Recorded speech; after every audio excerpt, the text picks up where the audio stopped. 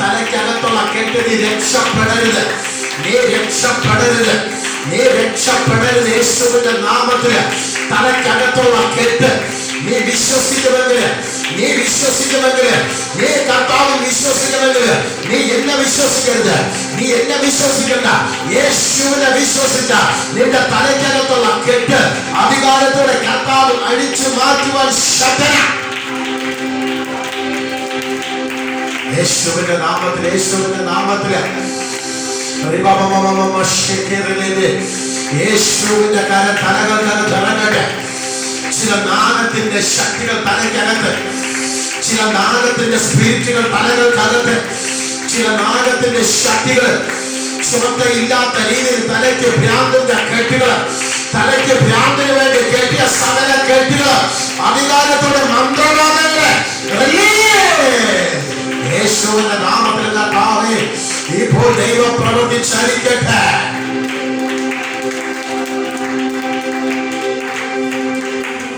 ആമേൻ, hallelujah. നമ്മൾ കഴിഞ്ഞ ആഴ്ച എന്താണ് പ്രസംഗിച്ചത്? ഒന്ന് എടുക്കാമോ? നിങ്ങൾക്ക് അറിയാമോ കഴിഞ്ഞ ആഴ്ച എന്താണ് പ്രസംഗിച്ചത്? എന്തോ പ്രസംഗിച്ചു. എടുക്കേ അപ്പോസ്തല പ്രവൃത്തി എത്രയാണ്? അപ്പോസ്തല പ്രവൃത്തി 28:1 മുതൽ. അതൊന്നും പിടിയില്ലേ? ശരി, രക്ഷപ്പെട്ട ശേഷം ദ്വീപിന്റെ പേര് മെലിത്വ എന്ന് ഞങ്ങൾ ഗ്രഹിച്ചു. അവിടുത്തെ ബർബറന്മാർ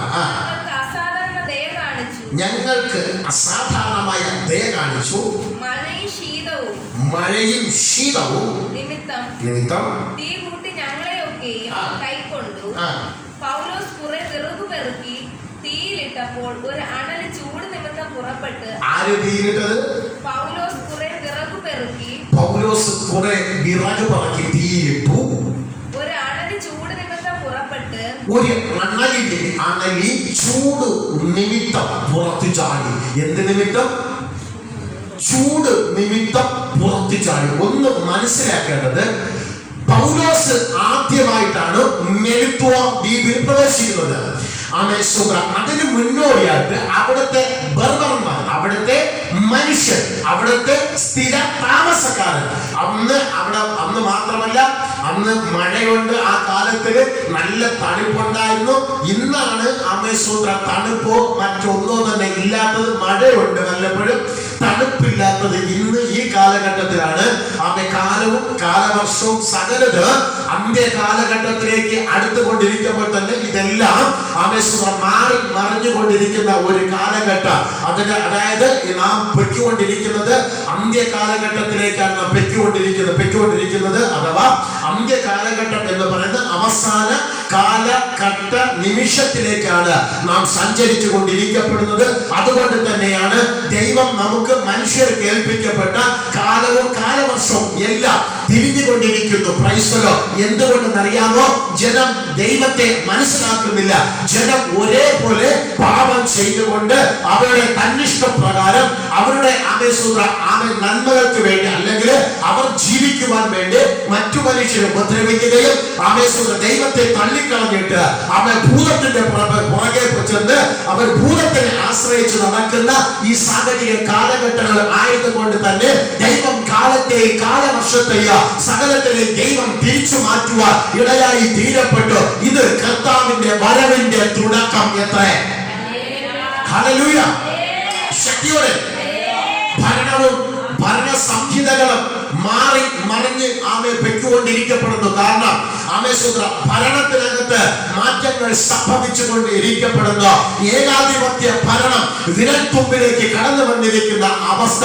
ഏകാധിപത്യം, ഒറ്റ ഭരണം, ഏകാധിപത്യ ഭരണം, ഒരാൾ ഭരിക്കുന്ന കാലഘട്ടം. അത് ഇന്നല്ല നാളെയായാലും ശരി തന്നെയാണ്. ഏകാധിപത്യ ഭരണം ഇന്ത്യ മഹാരാജ്യത്തിനകത്ത് ലോകത്തിൽ കടന്നു വരുമെന്നുള്ളത് സംശയമില്ല. ഏകാധിപത്യ ഭരണത്തിന്റെ എല്ലാ സാഹചര്യങ്ങളും ഭരണാധികാരി ഒരുക്കിക്കൊണ്ട് വന്നു. എന്നാൽ ഇനി ഇന്ത്യക്ക് ഒരു ഉണർവും കൂടെ ഉണ്ട്. ഇന്ത്യക്ക് ഒരു മാറ്റത്തിന് കൂടി ദൈവം അവസരം കൊടുത്തിരിക്കപ്പെടുന്നു. എന്തിനറിയാമോ? മാനസാന്തരപ്പെടുവാൻ വേണ്ടി. എന്തിനറിയാമോ? ഭൂതത്തിനെ ഉപേക്ഷിച്ചിട്ട് യേശു ക്രിസ്തുവിനെ രക്ഷകനായി സ്വീകരിക്കുവാൻ വേണ്ടി ഇനി ഇന്ത്യ മഹാരാജ്യത്തിന് ഒരു ഉണർവിന്റെ കാറ്റുകൂടി വീശപ്പെടുക. ഈ ഉണർവിന്റെ കാറ്റുകൂടി വീശി ദൈവം അതിനെ അവസാനിപ്പിച്ചാൽ ഏകാധിപത്യ ഭരണം ചാർജ് എടുക്കുകയോ അന്ത്യക്രിസ്തു ഭരണം ചാർജ് ഏറ്റെടുക്കുകയോ അത് ഒറ്റ ഭരണാധികാരി ലോകരാഷ്ട്രം ഭരിക്കുകയോ എല്ലാ ഭരണാധികാരികളും ഈ ഏകാധിപത്യ ഭരണത്തിന്റെ കാൽക്കീഴിലാകുകയും ചെയ്യപ്പെടും. അന്ന് ആത്മീക ആരാധന ഈ ലോകത്തിൽ കാണത്തില്ല. അന്ന് അഭിഷിക്തന്മാർ ഈ ലോകത്തിൽ കാണത്തില്ല. അന്ന് സകലത്തിലെയും ഈ ഏകാധിപത്യ ഭരണത്തിന്റെ അധിപതി കൊണ്ടുവന്നിട്ട്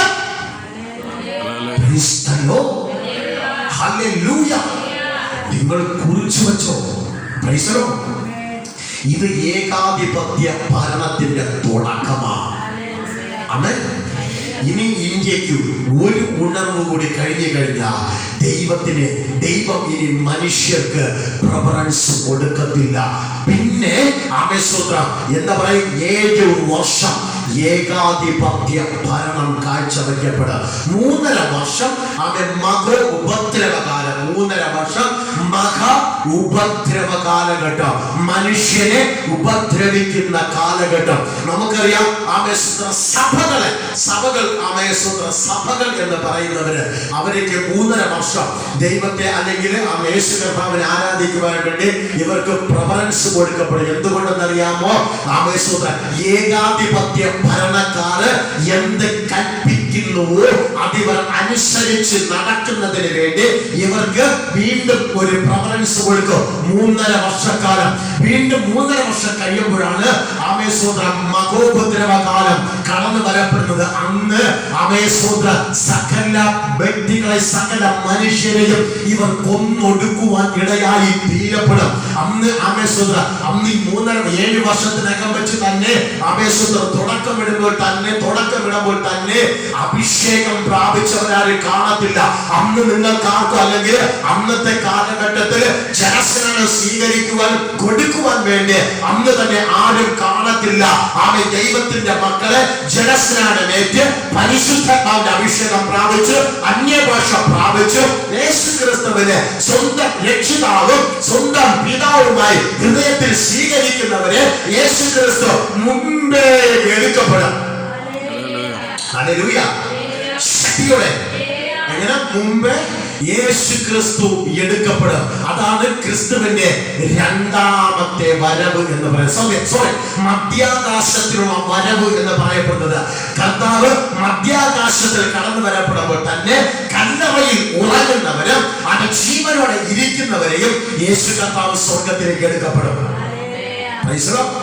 അതിനെന്താ വേണ്ടത്? പാസ്പോർട്ട്. ഗൾഫിൽ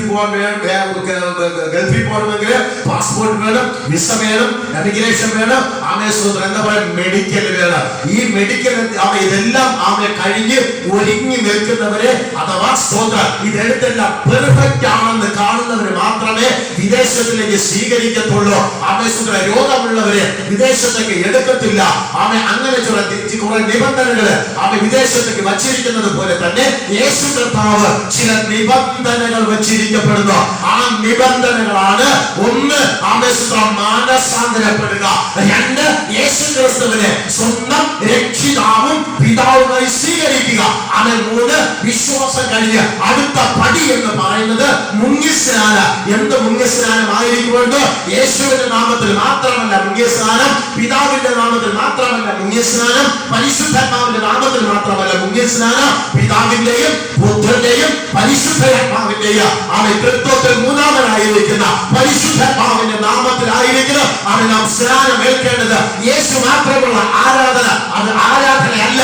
പിതാവ് മാത്രമുള്ള ആരാധന അത് ആരാധനയല്ല. പരിശുദ്ധാത്മാവ് മാത്രമുള്ള ആരാധന അത് ആരാധനയല്ല. ത്രിയേക ദൈവമായിരിക്കുന്ന തൃത്വത്തിൽ മൂന്നാമനായിരിക്കുന്ന പരിശുദ്ധാത്മാവുള്ള ആരാധന. അതിനകത്ത് സാധാരണമുണ്ട്, അതിനകത്ത് ഹോളി സ്പിരിറ്റ് ഉണ്ട്. അതാണ് യേശു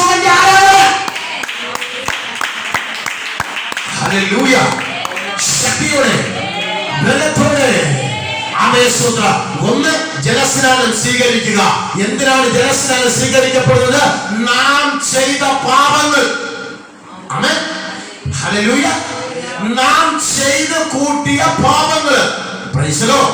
ഒരുപക്ഷെ നാം വിചാരിക്കും, ഞാൻ പാപം ഒന്നും ചെയ്തിട്ടില്ല, ഞാൻ മറ്റുള്ളവരെ ഉപദ്രവിച്ചിട്ടില്ല, ഞാൻ മറ്റുള്ളവർക്ക് വിരുദ്ധമായിട്ട് പ്രവർത്തിച്ചിട്ടില്ല. Praise the Lord. നമ്മുടെ നോട്ടത്തിൽ പാപമുണ്ട്, നമ്മുടെ ചിന്തയിൽ പാപമുണ്ട്, നമ്മുടെ പ്രവൃത്തികളിൽ പാപമുണ്ട്. അങ്ങനെ നോക്കിക്കഴിഞ്ഞാൽ ഞാൻ ഇന്ന് എടുത്തു പറയാമെന്ന പാപത്തിന്റെ ഒരു കൂമ്പാരം തന്നെ നമ്മുടെ മേൽ കിടപ്പുണ്ട്. പുറംകൊണ്ടല്ല കർത്താവ് കഴുകുന്നത്, ഈ പുറന്തോടല്ല കഴുകുന്നത്. എന്റെ കർത്താവ് കഴുകുന്നത് അകം മുഴുവന് എന്റെ കർത്താവ് കഴുകി നിന്നെ വെടിപ്പുള്ള ഒരു പാത്രമാക്കി തീർക്കപ്പെടും. Praise the Lord. ഹല്ലേലൂയ. അതാണ് ജലസ്നാനം എന്ന് പറയപ്പെടുന്നത്. ഒരു അഭിഷിക്തന്റെ കീഴില് ഒരു അഭിഷേകം പ്രാപിച്ചവനാണോ എന്ന് നിങ്ങൾ ശ്രദ്ധിച്ചു നോക്കുക. അഭിഷേകമുണ്ട്, ഒരു സ്നാനം കൊടുക്കുവാനുള്ള യോഗ്യത ഈ നിൽക്കുന്ന ശുശ്രൂഷകൻ എന്ന് പറയുന്ന ആ വ്യക്തിക്ക് ഉണ്ടോ എന്ന് നാം നോക്കണം. ഇന്ന് ഏറ്റവും കൂടുതൽ നോക്കുന്നത് മുതിർന്ന പാസ്റ്ററാണ് നോക്കുന്നത്, സീനിയോറിറ്റിയുള്ള പാസ്റ്ററാണ് സ്നാനം കൊടുക്കുവാൻ അവർ ഏൽപ്പിച്ചിരിക്കുന്നത്. അങ്ങനെയല്ല സ്നാനം കൊടുക്കുന്നത്. സ്നാനം കൊടുക്കണമെങ്കിലും കർത്തൃദേശം കൊടുക്കണമെങ്കിലും മുകളിൽ നിന്ന് ഓർഡർ വേണം.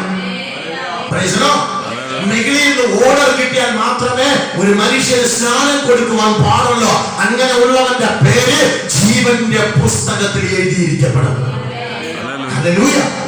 ശക്തിയോടെ അഭിഷേകമില്ലയോ, അധികാരമില്ലയോ, അകത്ത് കൃപയില്ലയോ, ജലസ്നാനം കൊടുക്കുവാൻ പാടില്ല. ഇനി 98 വയസ്സായ അപ്പച്ചനായി ശരി തന്നെ ആയിരിക്കപ്പെടുന്നു. മുകളിൽ ഓർഡർ ഇല്ല എങ്കിൽ, ദൈവം ഏൽപ്പിച്ചിട്ടില്ല എങ്കിൽ ജലസ്നാനം കൊടുക്കുവാനോ കർത്തൃദേശം കൊടുക്കുവാനോ പാടില്ല. Price the Lord. ഹല്ലേലൂയ. ശക്തിയോടെ എന്റെ ശുശ്രൂഷ ഇപ്രകാരം പ്രസംഗിക്കുന്നത് ഇങ്ങനെയുള്ള ആൾക്കാർ എതിർക്കുമെന്നുള്ള കാര്യം വർഷങ്ങൾക്ക് മുമ്പേ ആന്റി പ്രവചിച്ചു പറഞ്ഞതാണ്. മോനെ, നിന്റെ ശുശ്രൂഷ ആരും അംഗീകരിക്കത്തില്ല, പക്ഷേ യഥാർത്ഥ ശുശ്രൂഷയ്ക്ക് ആരും തലവെച്ച് കൊടുക്കത്തില്ല. അതാ യഥാർത്ഥ ശുശ്രൂഷയുടെ പ്രത്യേകത എന്ന് പറയുന്നത്. ഇന്ന് അഭിഷേകത്തിന് സ്ഥാനമില്ല. ദൈവത്തിന്റെ പ്രവർത്തിച്ച് ശുശ്രൂഷകന് സ്ഥാനം കൊടുക്കുന്നില്ല. ദൈവത്തിന് പ്രവർത്തിക്കുവാൻ വേണ്ടി ഒരു മനുഷ്യൻ നിന്ന് കൊടുക്കുന്നില്ല. ഹല്ലേലൂയ. ദൈവത്തിന് പ്രവർത്തിക്കണോ വേണ്ടയോ? ഒരു മനുഷ്യൻ ക്രിസ്തുവിനെ ആരാധിച്ച അവന്റെ മനസ്സും ശരീരവും അവൻ ദൈവത്തിന് സമർപ്പിച്ചാൽ മാത്രമേ ദൈവത്തിന് പ്രവർത്തിക്കുവാൻ വേണ്ടി ഒരു മനുഷ്യൻ നിന്നു കൊടുത്താൽ മാത്രമേ ദൈവത്തിന് പ്രവർത്തിക്കുവാൻ സാധിക്കത്തുള്ളൂ. ഹല്ലേലൂയ. ശക്തിയോടെ ഇന്ന് സഭകൾക്കകത്ത് പരിശുദ്ധയാത്മാവില്ലാത്ത ആരാധനയാണ്, പരിശുദ്ധയാത്മാവ് പ്രവർത്തിക്കാത്ത ആരാധനയാണ്. നമ്മുടെ ശരീരങ്ങൾക്കകത്ത് പോരാട്ടം കിടപ്പുണ്ട്, നമ്മുടെ ശരീരങ്ങൾക്കകത്ത് വേദനകൾ കിടപ്പുണ്ട്, നമ്മുടെ ശരീരത്തിനകത്ത് രോഗങ്ങൾ കിടപ്പുണ്ട്. അത് ആന്റിബയോട്ടിക് തീരത്തില്ല, മെഡിസിൻസിൽ തീരാത്ത ഒരുപാട് വിഷയങ്ങൾ കിടപ്പുണ്ട്. അത് മാറണമെങ്കിൽ ആ വ്യക്തിയുടെ മേല് യേശുവിന്റെ കരം ഇറങ്ങണം. ഹല്ലേലൂയ. യേശുവിനെ തൊട്ടവരും യേശു തൊട്ടവരും സൗഖ്യമായിട്ടുണ്ട്. ഹല്ലേലൂയ. ശക്തിയോടെ ഇന്ന് സഭകൾക്കകത്ത് ദൈവത്തിന് സ്ഥാനം കൊടുക്കുന്നില്ല. മാനുഷിക പ്രവൃത്തികൾക്ക്, മനുഷ്യന്റെ ചിന്തകൾക്ക്, മനുഷ്യന്റെ പ്രവൃത്തികൾക്ക് മാത്രം ഇന്ന് മനുഷ്യർ സ്ഥാനം കൊടുത്തുകൊണ്ടിരിക്കപ്പെടുമ്പോ ഇന്ന് പകൽസമയം പ്രിയ സഹോദരങ്ങളെ നീ പ്രവർത്തിക്കുക, നിന്നെ തൊടുവാൻ ദൈവത്തിന് നീ നിന്ന് കൊടുക്കുക. നിന്റെ മനസ്സും നിന്റെ ശരീരവും നീ ദൈവത്തിന് വേണ്ടി സമർപ്പിക്കുക. ഹല്ലേലൂയ. ശക്തിയോടെ ഒരു മനുഷ്യനെ സംബന്ധിച്ച് ആ മനുഷ്യന്റെ ശരീരത്തില് ദൈവത്തിന്റെ പ്രവൃത്തി ഇറങ്ങണമെങ്കിൽ ആ മനുഷ്യൻ ക്രിസ്തുവിന്റെ സന്നിധിയിൽ സമർപ്പിച്ചാൽ മാത്രമേ ആ മനുഷ്യനെ ദൈവം തൊടത്തുള്ളൂ. ഇല്ലാത്ത പക്ഷം ദൈവം തൊടത്തില്ല. ഹല്ലേലൂയ.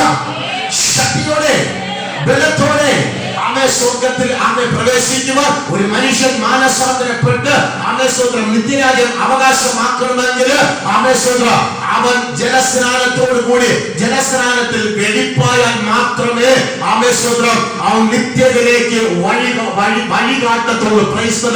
രണ്ട്, അവൻ ജലസ്നാനം സ്വീകരിച്ച് കഴിയുമ്പോഴേക്കും പരിശുദ്ധാത്മാവിന്റെ അഭിഷേകം ഇറങ്ങി വരും നമ്മുടെ മേലെ. ഹല്ലേലൂയ. ശക്തിയോടെ പരിശുദ്ധാത്മാവിന്റെ അഭിഷേകം ഒരു ശുശ്രൂഷയ്ക്ക് നേതൃത്വം നൽകുന്ന ഒരു അപ്പോസ്തലന്റെ മേലെ ആ അഭിഷേകം ഉണ്ടെങ്കിൽ മാത്രമേ മറ്റൊരു വ്യക്തിയുടെ മേലെ അഭിഷേകം ഇറങ്ങത്തുള്ളൂ. ഹല്ലേലൂയ. ശക്തിയോടെ ഇല്ല എങ്കില് നിങ്ങളുടെ തലയെ കൈവച്ചാലോ നിങ്ങൾക്ക് പ്രാർത്ഥിച്ചാലോ നിങ്ങളുടെ മേൽ അഭിഷേകം ഇറങ്ങത്തില്ല. ഹല്ലേലൂയ. രണ്ട്, ആമേശ്വരം. ഒന്ന് ജലസ്നാനം, രണ്ട് അഭിഷേകം, മൂന്ന് അന്യഭാഷ. ഇനിയുണ്ട് വിശുദ്ധിയും വേർപാടാണ്. ഹല്ലേലൂയ. ശക്തിയോടെ നാം സ്നാനം ഏറ്റ് നമുക്ക് ഒരൊറ്റ സ്നാനം മാത്രമേ ഉള്ളൂ. അത് മുങ്ങി സ്നാനം, അത് തളികൽ സ്നാനമല്ല, അത് ജലം തളിച്ചുകൊണ്ടുള്ള സ്നാനമല്ല നാം സ്വീകരിക്കേണ്ടത്.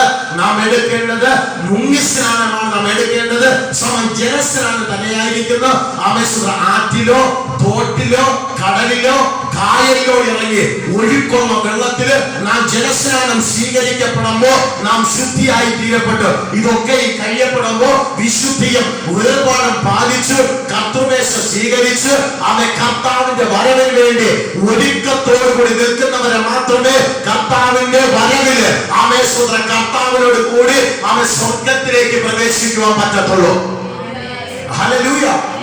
ശക്തിയോടെ ഇപ്പൊ വായിച്ച വേദഭാഗം ഒന്നുകൂടെ വായിക്കാം. രക്ഷപ്പെട്ട ശേഷം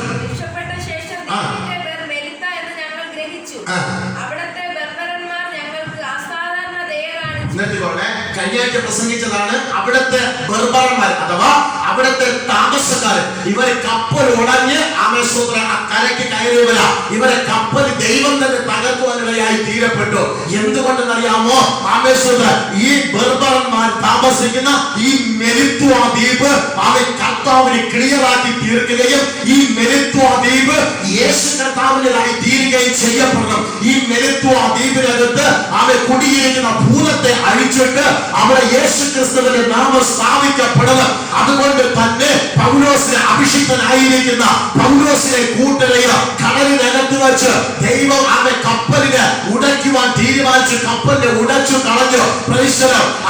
അന്നത്തെ രാജാക്കന്മാരും ഭരണാധികാരികളും കൂടെ സുവിശേഷം നിമിത്തം അവന്റെ പൗലോസിനെ കൂട്ടരെ കൊല്ലുവാൻ വേണ്ടി കപ്പലിൽ കൊണ്ടുപോയിക്കൊണ്ടിരിക്കുമ്പോൾ തന്നെ എല്ലാ ജനത്തിന്റെയും നീക്കങ്ങള് അന്നത്തെ ഭരണാധികാരിയായിരിക്കുന്ന രാജാക്കന്മാരുടെ നീക്കങ്ങൾ സകലത എന്റെ കർത്താവ് സ്വർഗത്തിൽ ഇരുന്നു കൊണ്ട് വ്യക്തമായി കണ്ടുകൊണ്ടിരുന്നു. അതുകൊണ്ട് തന്നെ പൗലോസ് പറഞ്ഞ ഇപ്രകാരമാണ്: അവൻ ജനം ഭയപ്പെട്ടു, എന്റെ ജീവൻ നഷ്ടപ്പെടുമോ, ഞങ്ങളുടെ ജീവൻ നഷ്ടപ്പെടുമോ, കപ്പൽ തകരാൻ പോകുന്നു, പെരുങ്കാറ്റ് അടിക്കപ്പെടുന്നു. പ്രിയ സഹോദരനെ, നീ കർത്താവിന്റെ പൈതലാണ്, നീ അഭിഷേകം പ്രാപിച്ച ദൈവ പൈതലാണ്. കാറ്റ് കടന്നു വര, കോള് കടന്നു വരപ്പെട്, പ്രതികൂലം കടന്നു വരപ്പെട്. ഇല്ല, നീ തകരത്തില്ല. നിന്റെ ജീവന, നിന്റെ തലമുറയുടെ ജീവന, നിന്റെ ഭർത്താവിന്റെ ജീവന ആപത്തോടെ സംഭവിക്കത്തില്ല. കാരണമെന്നറിയാമോ? നീ കർത്താവിന് നിയോഗിക്കപ്പെട്ട വ്യക്തിയ നിന്റെ ഇരിക്കുന്നത് എന്റെ കർത്താവിന്റെ അഭിഷേകം കാറ്റിന് ഉറക്കാൻ സാധിക്കത്തില്ല. കർത്താവിനെ സ്തുതിച്ചാട്ടെ. ഒന്ന് കരമടിച്ച് പരിശുദ്ധാത്മാവിനെ സ്തുതിച്ചാട്ടെ. കാറ്റ് കടന്നു വരപ്പെടും.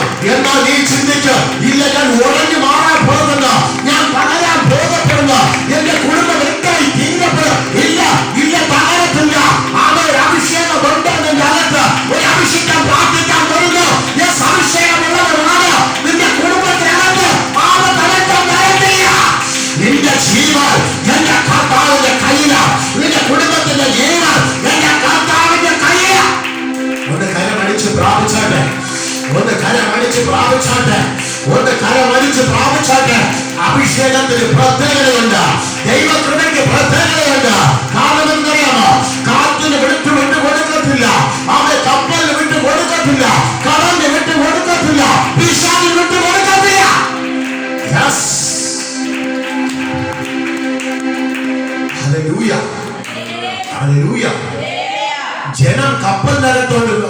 സഞ്ചരിച്ചു കൊടുത്ത ജനം പറഞ്ഞു, ഞങ്ങൾ എല്ലാവരും മരിച്ചു പോകപ്പെടാം, ഞങ്ങൾ എല്ലാവരും നശിച്ചു പോകപ്പെടും. പൗലോസ് ഒറ്റ വെളിപ്പാട് പറയപ്പെട്ടു, ഇതിനകത്തിരിക്കുന്ന ഒരു മനുഷ്യന്റെ രോമത്തിന് പോലും ഒന്നും